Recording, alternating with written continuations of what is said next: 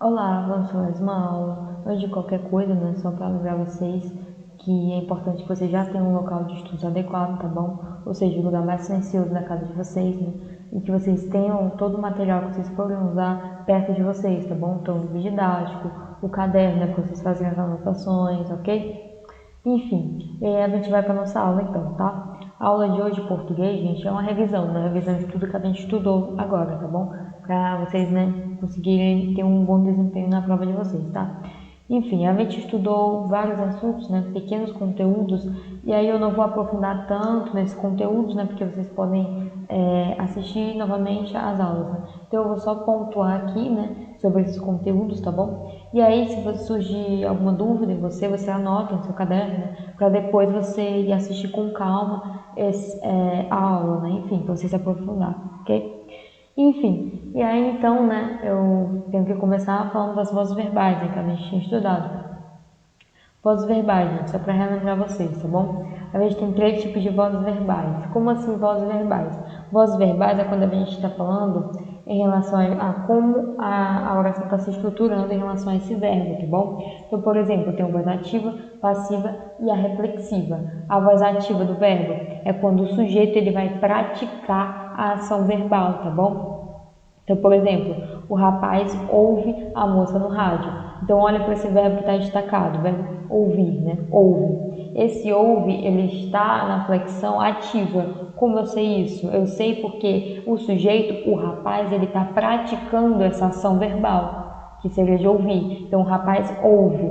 Então, isso aqui eu poderia dizer, né, que é um exemplo de voz ativa, tá bom? E aí, a voz passiva é quando o sujeito ele sofre a ação verbal, ok?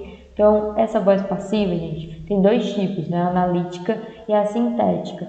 Tudo que vocês escutarem, principalmente na gramática, que se referir a sintético, sintético é coisa resumida, tá bom? Então, a tentativa de resumir. Então, por exemplo, a analítica.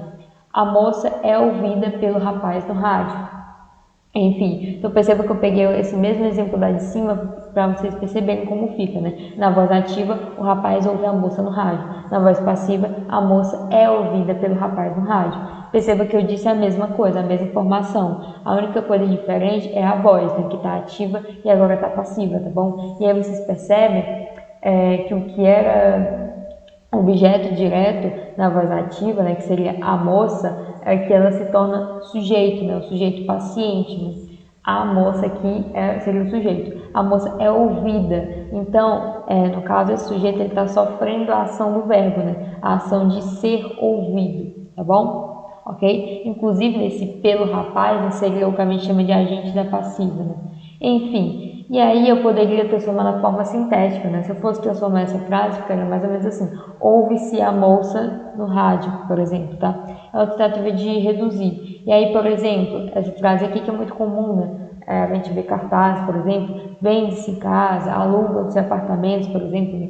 É uma frase, né, que ela tá na voz passiva sintética, tá bom? Porque tá mais resumida, tá?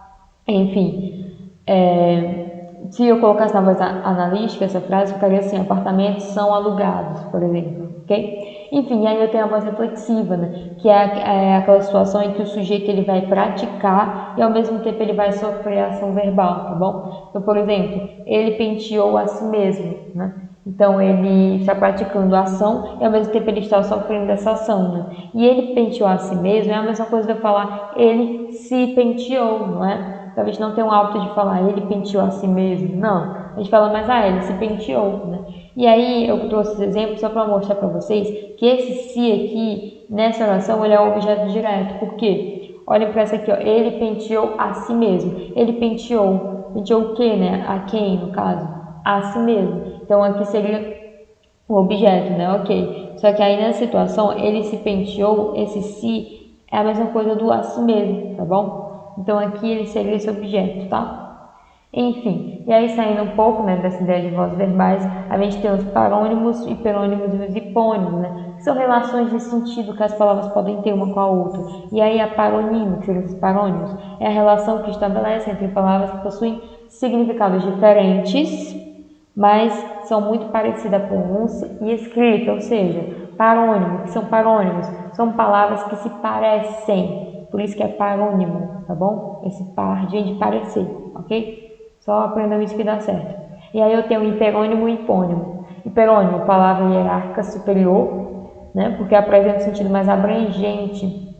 E ela vai englobar o sentido do hipônimo, que é uma palavra com sentido mais restrito, tá bom? Enfim, então, por exemplo, se eu falar cachorro e eu falar poodle, por exemplo, poodle é uma espécie, não, uma raça de cachorro. E o poodle é um cachorro, então cachorro aqui seria hiperônimo, né, com um sentido mais amplo, e esse poodle seria um sentido mais restrito, ou seja, é um hipônimo aqui, tá bom?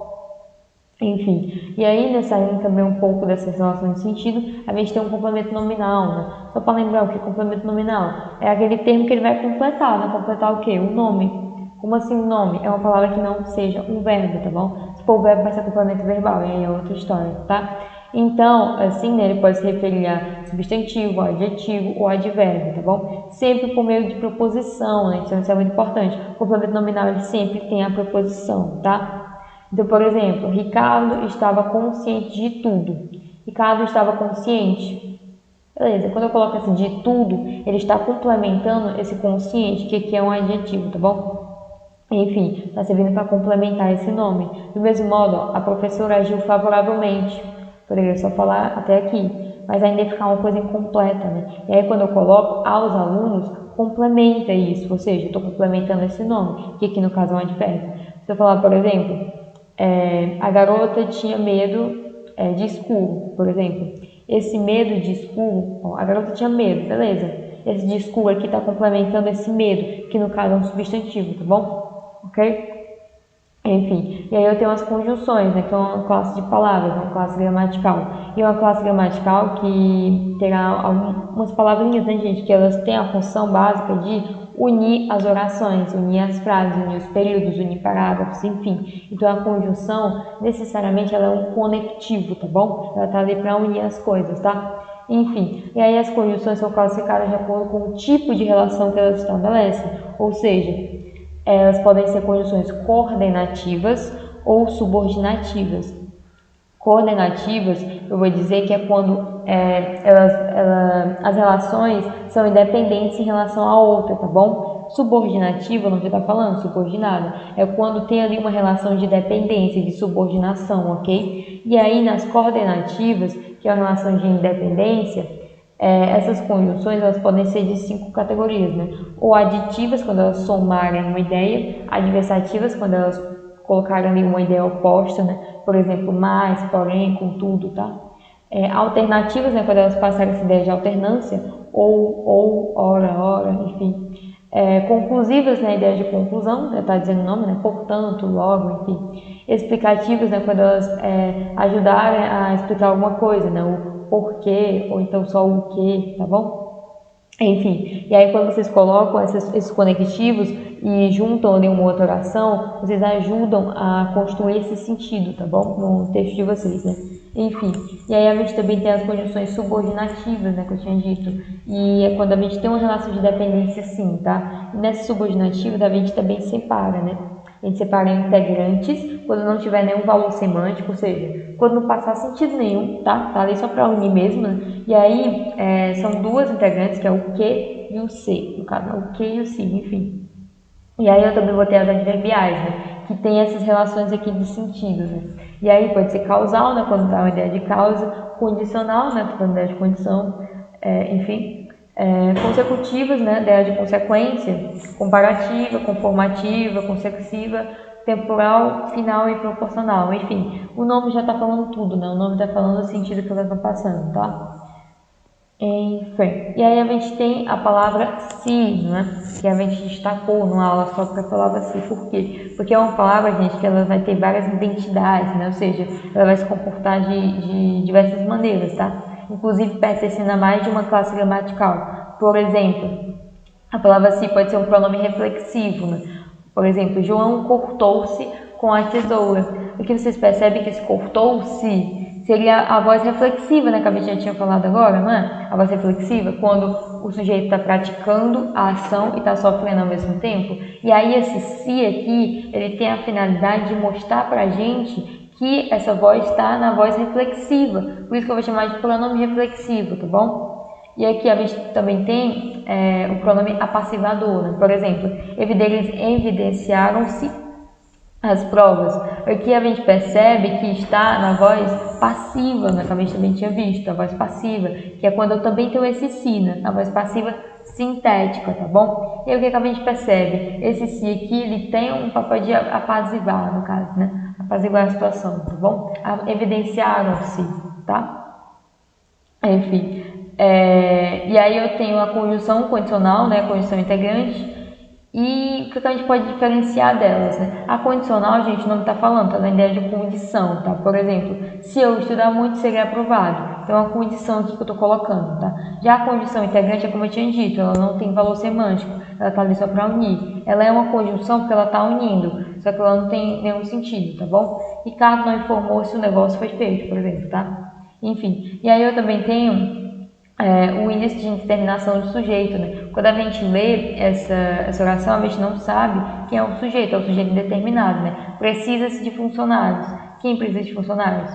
Não tem como saber, ok? Então esse se, ele está demonstrando isso, tá? É demonstrando que o sujeito é indeterminado. E aí eu também tenho a partícula de realce, que é quando eu posso tirar esse se, eu não preciso colocar. Eu só vou colocar para realçar alguma coisa, para enfatizar, tá bom? Foi-se embora a minha última esperança. Aqui eu poderia muito bem falar, foi embora a minha última esperança, sem problema nenhum, ok? Período composto. Basicamente, gente, só lembrando, né? Tem o período simples, né? Quando só tiver uma oração, que eu vou chamar de oração absoluta, e o período composto, quando tiver mais de uma oração, ok? E aí esse período composto pode ser por subordinação, quando tiver uma relação de dependência entre essas orações, ou coordenação, quando for uma relação de independência entre as orações, ok? Enfim. Emprego de algumas expressões aqui que a gente também viu, né? Por exemplo, esse mas sem o i é a mesma coisa que porém, tá bom? Porém, contudo, todavia, tá? A mesma coisa, tá dando ideia de oposição. O mais com o i é quando a gente está falando do oposto do menos, né? Ou seja, a gente quer adicionar alguma coisa, tá bom? Enfim, né? Seria um advérbio de intensidade, né?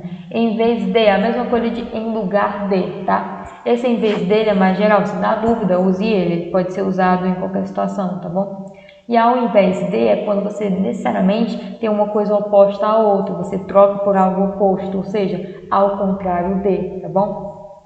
Porque junto, sem acento, você usa na resposta, tá? Quando você vai responder alguma coisa.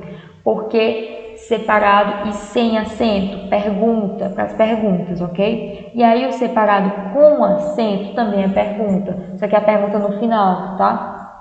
E esse porquê junto com acento é a mesma coisa de um motivo, a razão, tá bom? Enfim, espero que vocês tenham entendido, né? Foi mais curto mesmo, né? A aula só para vocês relembrarem, aí para vocês perceberem onde é que vocês estão tendo dificuldade, né? Para vocês depois assistirem as aulas com calma, né? Se aprofundarem, né, o conteúdo, ok? Acessem o site da escola, né? Para se manterem informados e a agenda digital, tá bom? E é isso, gente. Até a próxima aula.